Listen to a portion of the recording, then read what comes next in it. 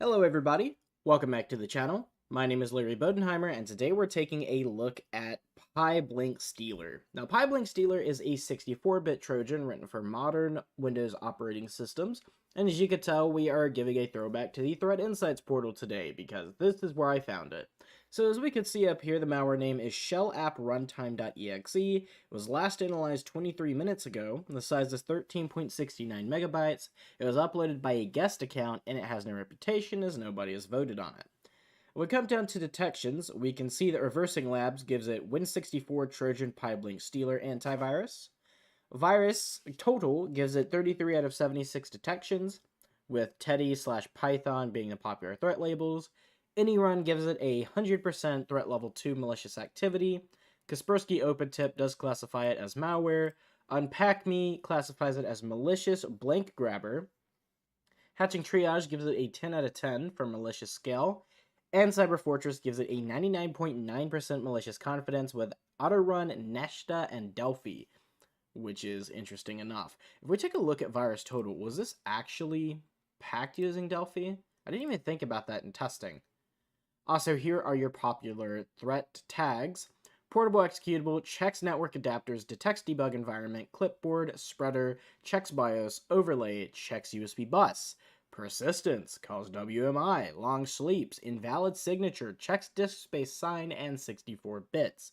So they pretty much just slapped everything onto this one. But it may be true.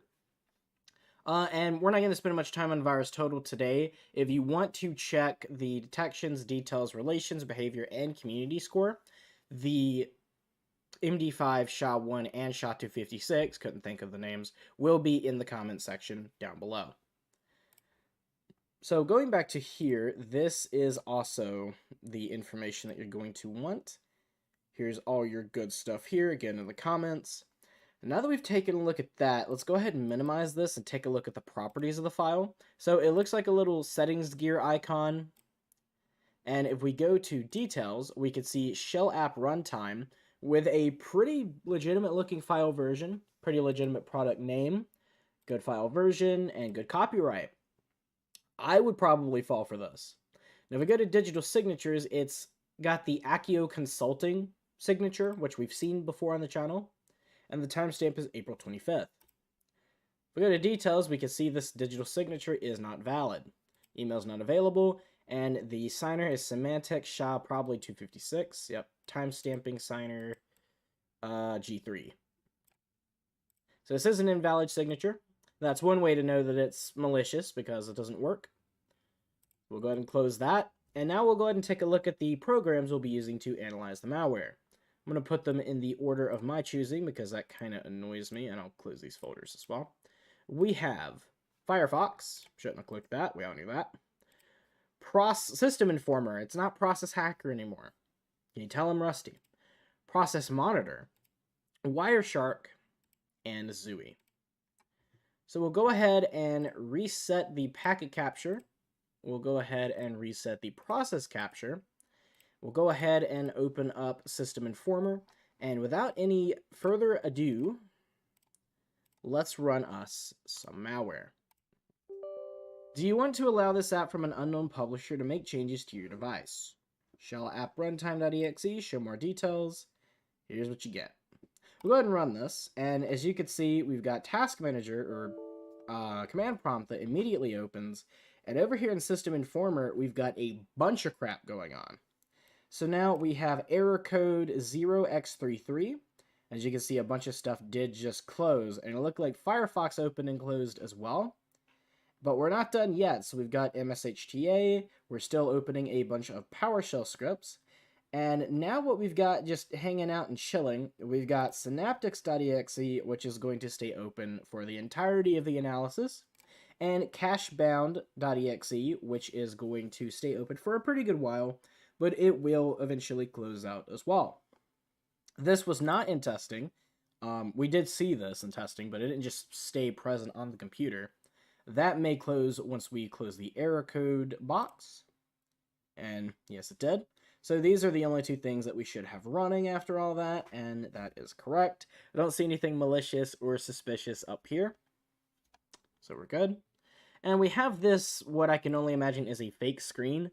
your computer ID, we've got this ID here, it says please enter your activation code.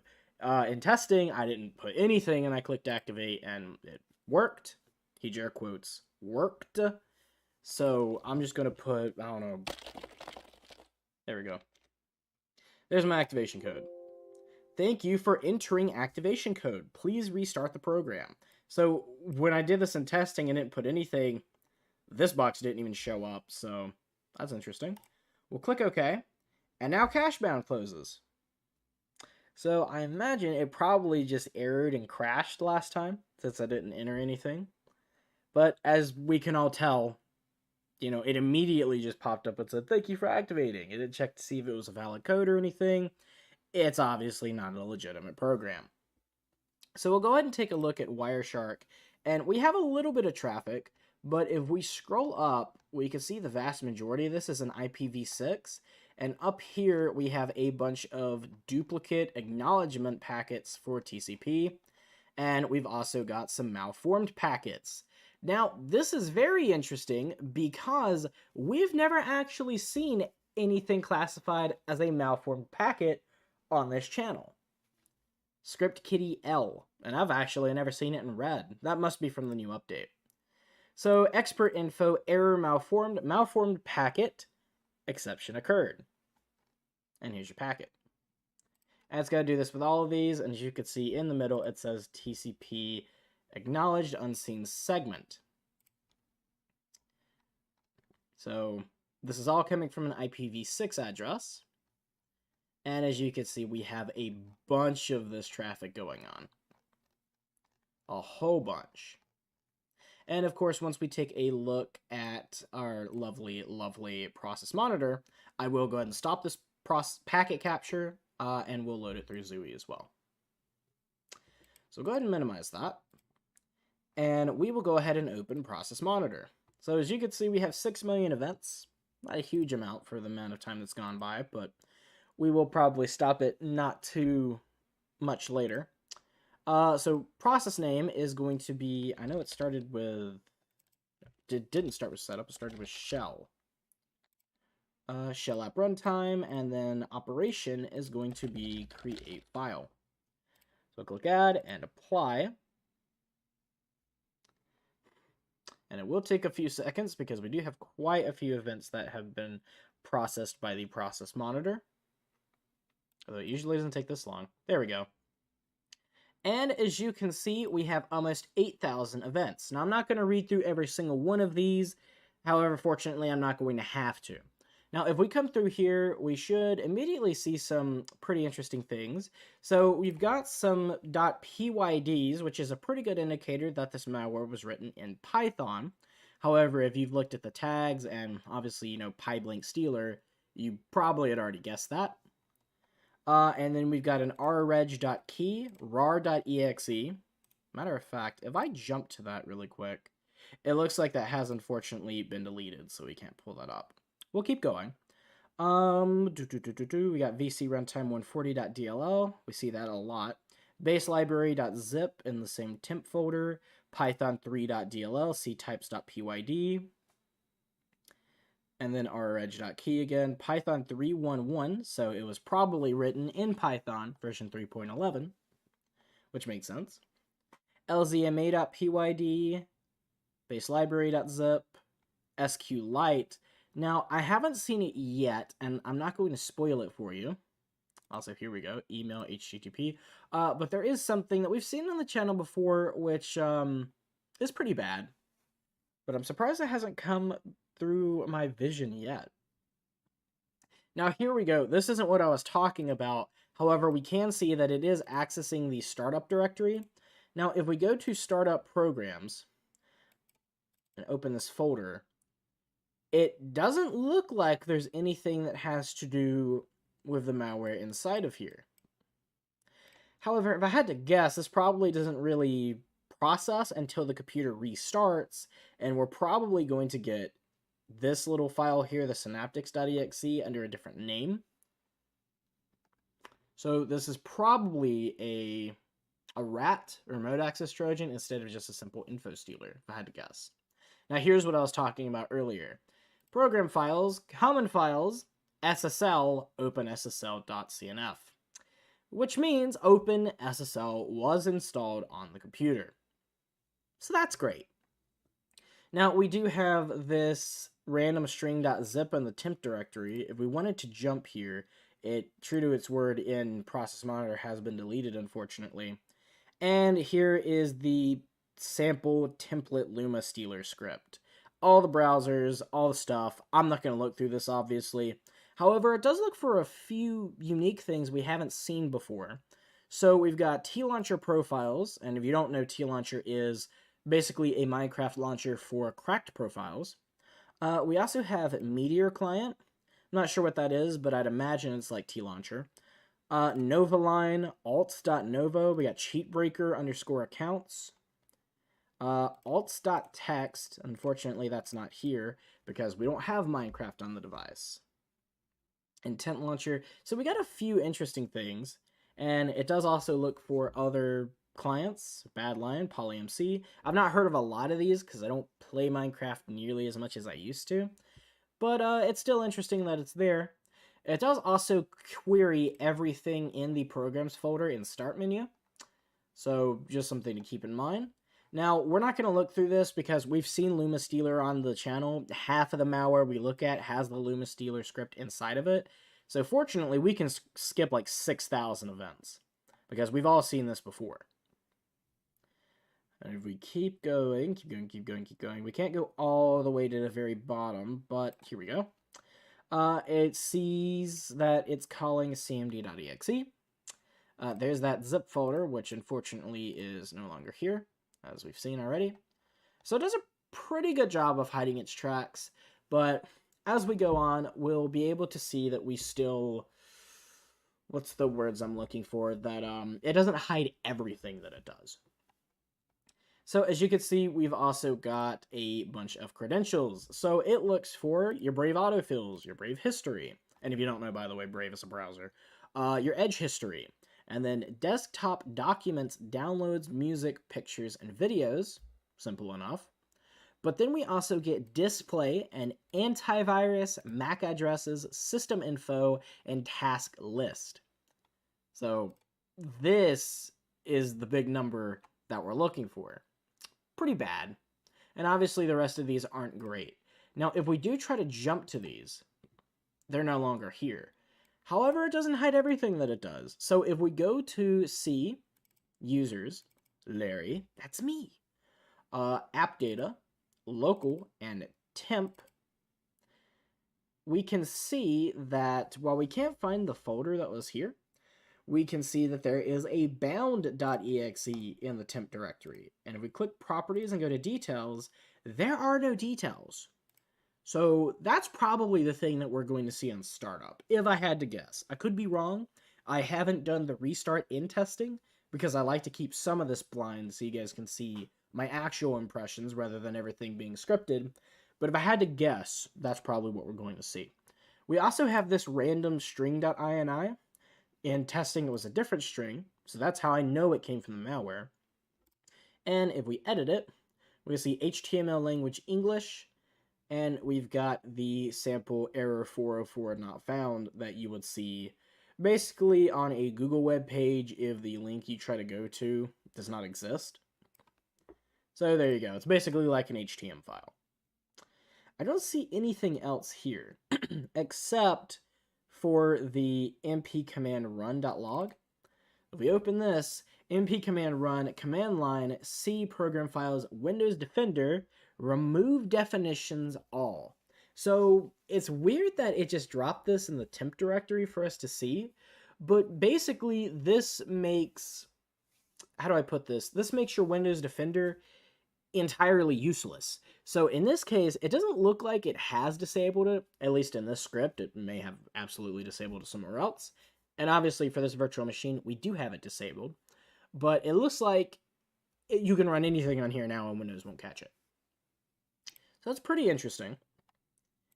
We'll go ahead and close this, and we do obviously have other things to look at.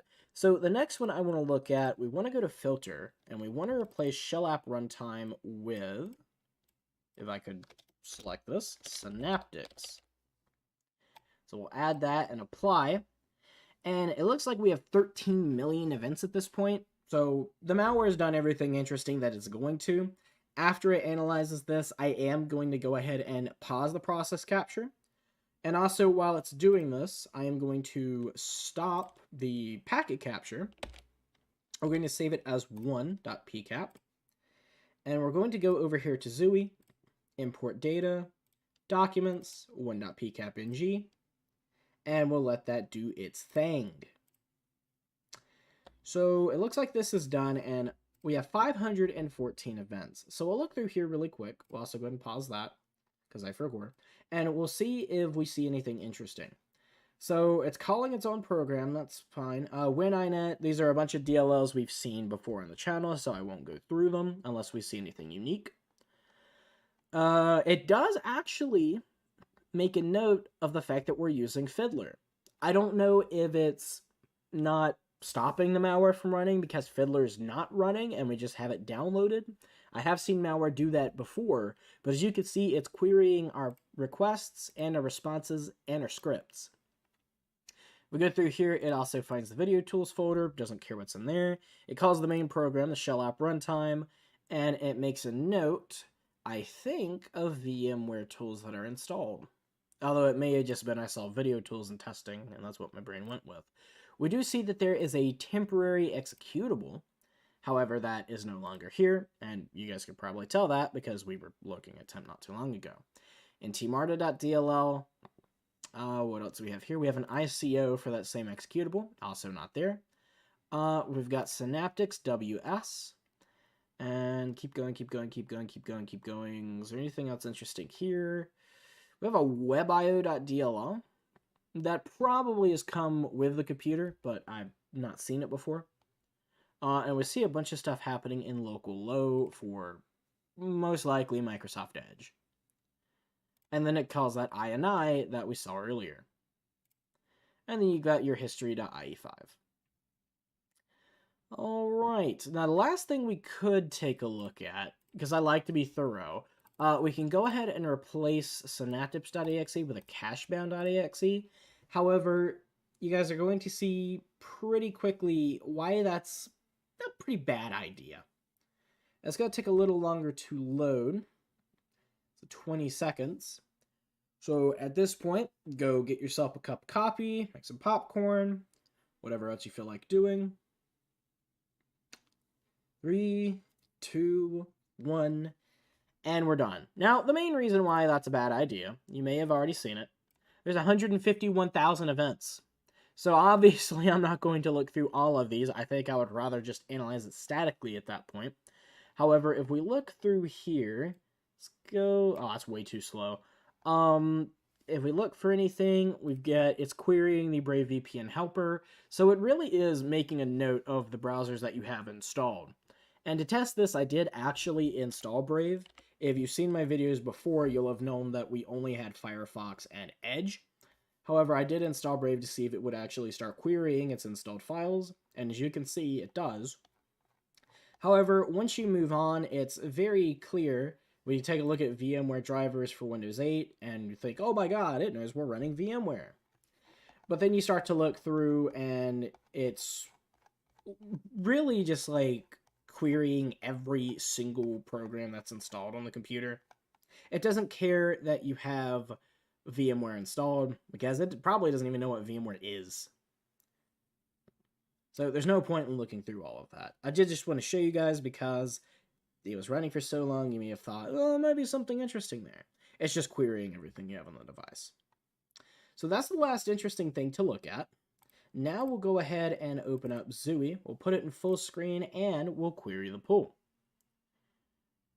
Unable to determine date range using TS. What? Query pool. Why is it not doing anything? That's odd. Okay. Maybe I just have to try again. Yeah, because that's not working. I have never seen it do that before, and I haven't updated this. Load error, no records in request? Okay, That is interesting. Let's try a save as, and I don't know, packet captor goes here. Because I'm sure it'll reanalyze it when it's under a different name. But yeah, that's very odd. So import data. Load error, no records and requests. Okay, let me try restarting Zooey. And we can go ahead and close this as well. I don't think it's a memory issue, because it's only using 4 gigs, but we're done with it anyway. And then I'll go ahead and reopen Zooey. I've never seen it do that before. We'll import data. Load error, no records and request. Huh.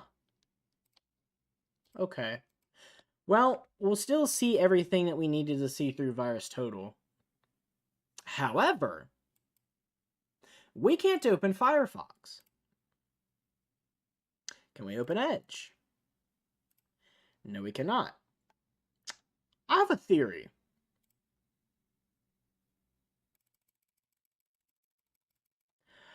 Look at that! Oh, that's interesting. I wish we hadn't closed Process Monitor so quickly. This is... This is not only a rat, this is also a file-infecting virus. That's very interesting. Okay. Let's go ahead and restart the computer. I was not planning on this. I didn't run the malware long enough in testing to see any file infection.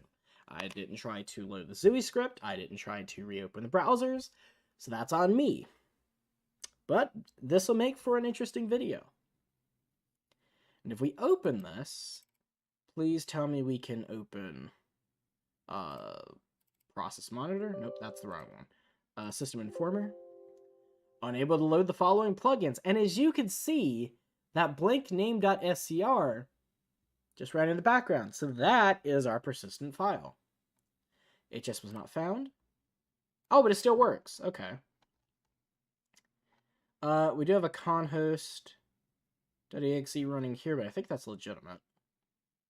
Here we go. System2.exe and synapt1.exe. Synaptics pointing device driver.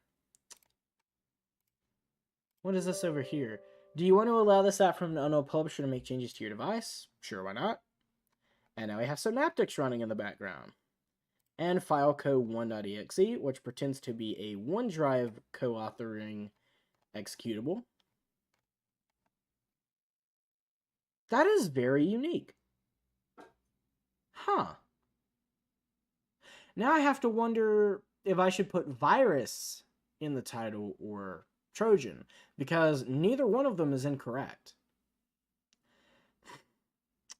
I guess that's going to be it for PyBlankStealer. Okay. That's one way to end a video. I hope you guys did enjoy. If you did enjoy the video and you're new to the channel, please make sure to leave a like, leave a comment in the comment section down below, and let me know what you would like to see next. My name is Larry Bodenheimer. You guys have been amazing, and I will see you in the next one.